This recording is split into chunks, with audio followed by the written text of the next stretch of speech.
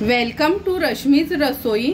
झटपट आणि अगदी मोजकेच इन्ग्रेडियंट्स यूज करून आज आपण पनीर स्टफ पराठा बनवणार आहोत।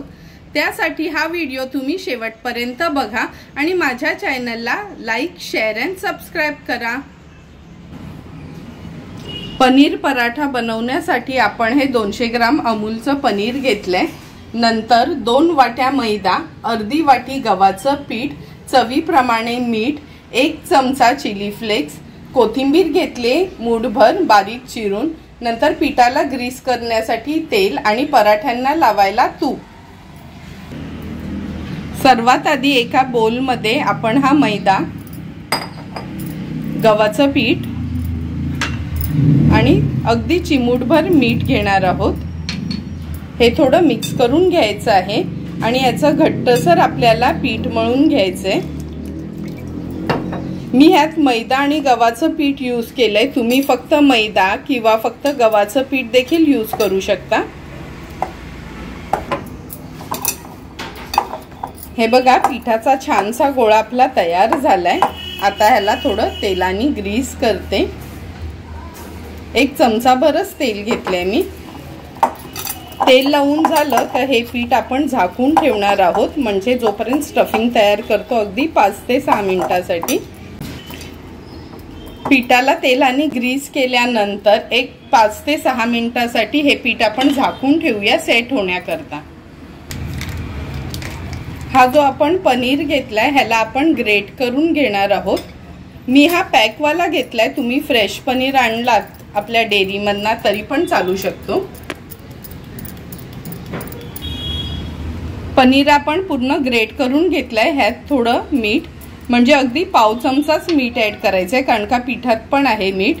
1 चमचा चिली फ्लेक्स। चिली फ्लेक्सच्या ऐवजी तुम्हाला हिरवी मिरची घालायची असेल तरी पण तुम्ही यूज करू शकता। आणि ही मूठभर कोथिंबीर। आता हे 3 इन्ग्रेडियंट्स व्यवस्थित आपल्याला मिक्स करून घ्यायचे आहेत। हे बघा, आपले स्टफिंग रेडी झाली आहे। आता आपण पराठे बनवायला सुरुवात करूया। हे बघा, आपलं पीठ व्यवस्थित सेट झालंय। आता ह्याचे मी पेढे करून घेते, म्हणजे आपण पोळ्या करतो ना चपात्या, तेवढाच एक पेढा घ्यायचा आहे।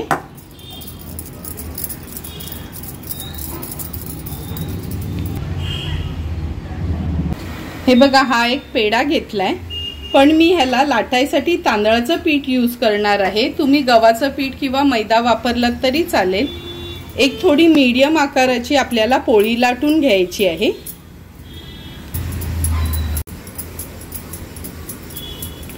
ही चपातीपेक्षा थोडी लहान पोळी आपण लाटून घेतली आहे। तुम्हाला हवं असेल तर तुम्ही माझ्यासारखं कट देखील करू शकता, नाहीतर डायरेक्ट तुम्ही स्टफिंग भरलं तरी चालेल। मी हे स्क्वेअर पराठे करते म्हणून मी ह्याला थोडं कट करून घेतले।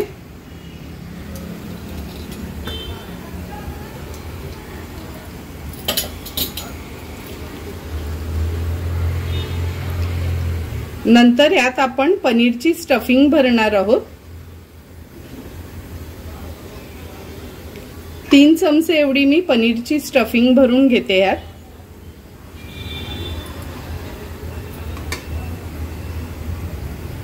आता ह्या पराठ्याला आपल्याला फोल्ड करायचं आहे। हे बघा, नॉर्मल आपण फोल्ड करतो ना तसाच,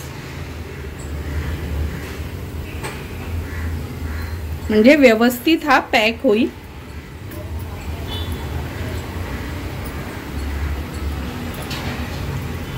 जर चौकोनी तुम्ही कापून घेतलात तर अगदी इझिली हा बनतो।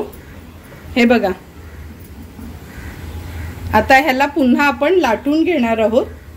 थोडंसं तांदळाचं पीठ मी स्प्रिंकल करते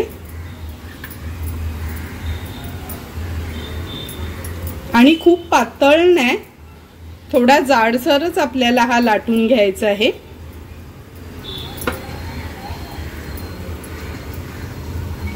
मी हे चौकोनी बनवते, तुम्हाला हवे असतील तर तुम्ही गोल बनवले तरी चालू शकते। हे बघा, आपला पराठा लाटून झालाय, किती सुंदर असा दिसतोय। आता आपण हा भाजून घेणार आहोत।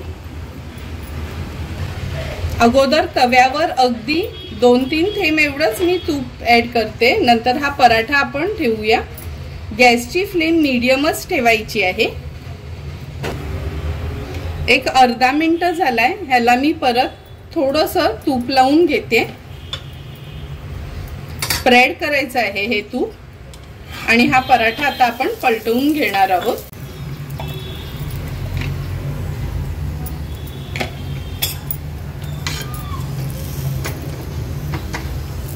तुम्ही बघू शकता आपला पराठा पण किती छान फुगतोय, स्टफिंग असेल तरी पण। आता ह्याला मी पलटून घेणार आहे।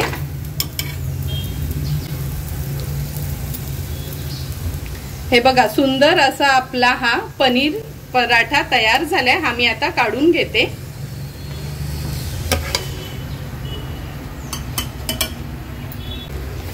एक एक करून सर्व पराठे आपले रेडी झालेत। आता हे पराठे आपण सर्विंग प्लेट मध्ये सर्व करून घेऊया। आपले रेडी झालेले हे पनीर स्टफ पराठा आपण हे सर्व करून घेतोय। तुम्हाला जर मी बनवलेले हे पनीर स्टफ पराठ्याची रेसिपी आवडली असेल तर तुम्ही पण नक्की एकदा तरी माझ्या पद्धतीने हे पराठे घरी ट्राय करा आणि मला कमेंट करून सांगा की तुम्ही बनवलेले हे पराठे कसे झालेत ते। जर तुम्हाला माझा हा पनीर स्टफ पराठ्याचा व्हिडिओ आवडला असेल तर नक्की तुम्ही माझ्या चॅनलला लाईक, शेअर अँड सबस्क्राइब करा। Thank you for watching my video.